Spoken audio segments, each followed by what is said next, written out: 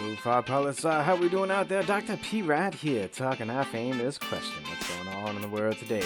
And if you're out there hearing our voice, and connect to us, people, for all your local Lo-Fi updates. Instagram, YouTube, LinkedIn, all over the place.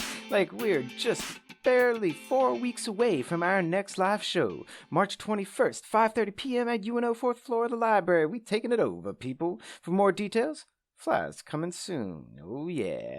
Now let's dig into that lo-fi global news for you. Starting out in the UK, a story that we've been following for years.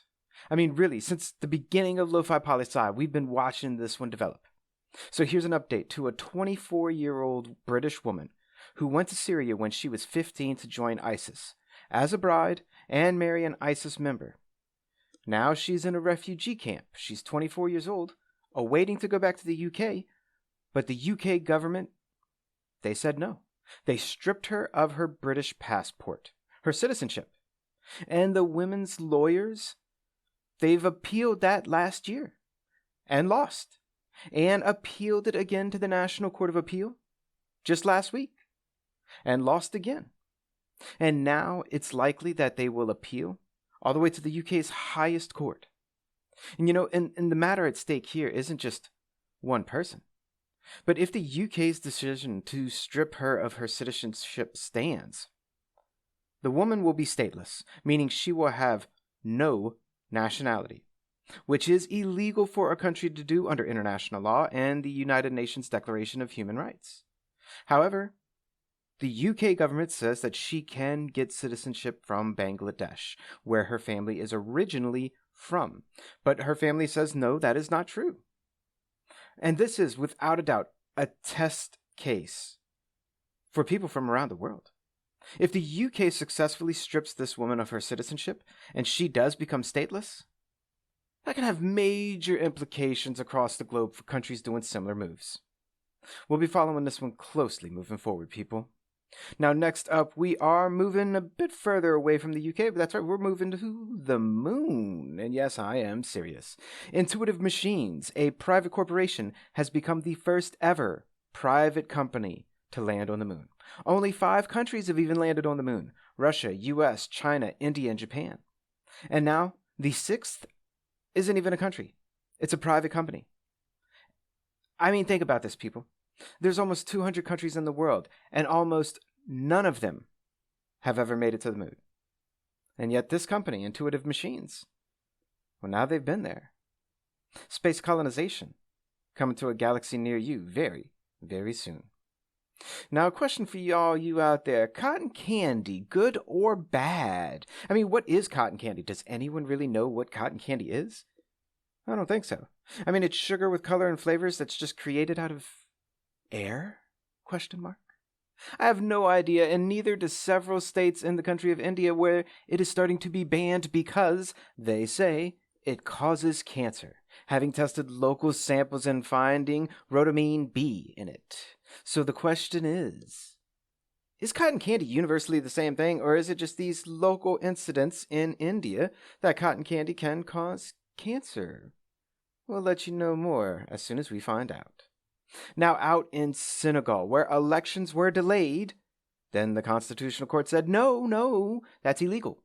The election for president must go on as scheduled. It is unconstitutional for the president to postpone the election. Well, today, for me, is Sunday, February 25th, Election Day in Senegal. Lo-Fi Newsflash, peeps. There is no election taking place in Senegal right now. That's right, the government dropped the ball, period. Now the president, who leaves office on April 2nd, says that next week he's going to meet with politicians and other political leaders to see about setting a date. But at this point, can Senegal have an election before the current president leaves office? Question mark. Or is Senegal seriously going into the territory of being a country without a president? We'll be keeping an eye out in this one for sure, people, to see what happens next. And a last piece of something before we switch to our fab-5 of the day. The year, we think, but we could be wrong, was 1445. The place, England. The day, Pancake Day. That's right, this year we were all too wrapped up in Mardi Gras to remember that wonderful, almost 600-year-old tradition of Pancake Day, which is the same day as Mardi Gras, people. So to all our friends across the pond, may we wish you a very fond and belated Happy Pancake Day. All right, check it. This week's Fab-5 of the day, I decided to shine a light to places I think don't get enough shine. I mean, places in the world that seemingly don't get talked about enough, or at all.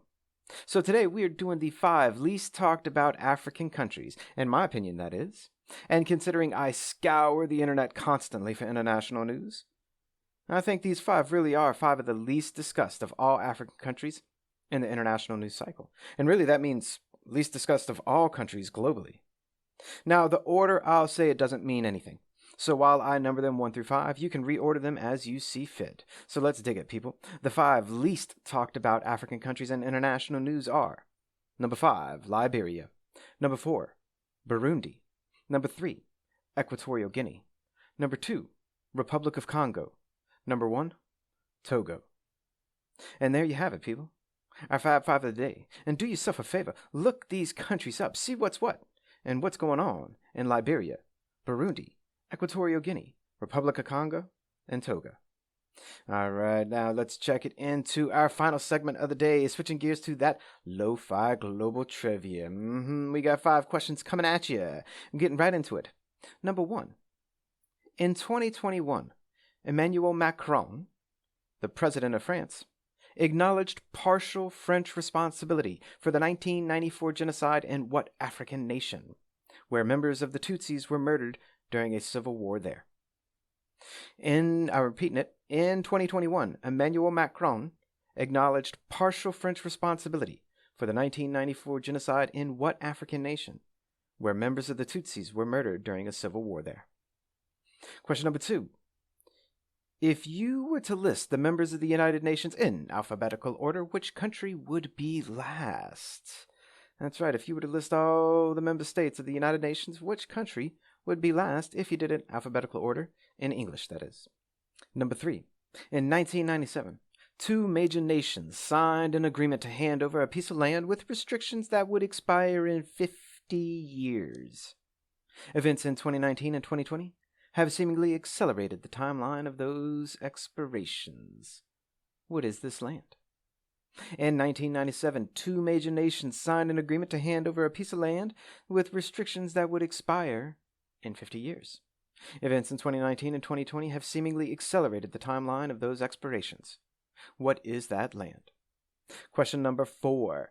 Tunisia's Jasmine Revolution kicked off a wave of early 2011 Mideast protests that are now known as what? Tunisia's Jasmine Revolution kicked off a wave of early 2011 Middle East protests, now known as what? And our last Lo-Fi Global Trivia question of the day, number 5. The now famous Schengen Agreement, which permits freedom of movement across the European continent, is named for a tiny village in what tiny country? The now famous Schengen Agreement, which permits freedom of movement across the European continent, is named for a tiny village in what tiny country? Love you, Lo-Fi. And this, just a snap of what's going on in the world today.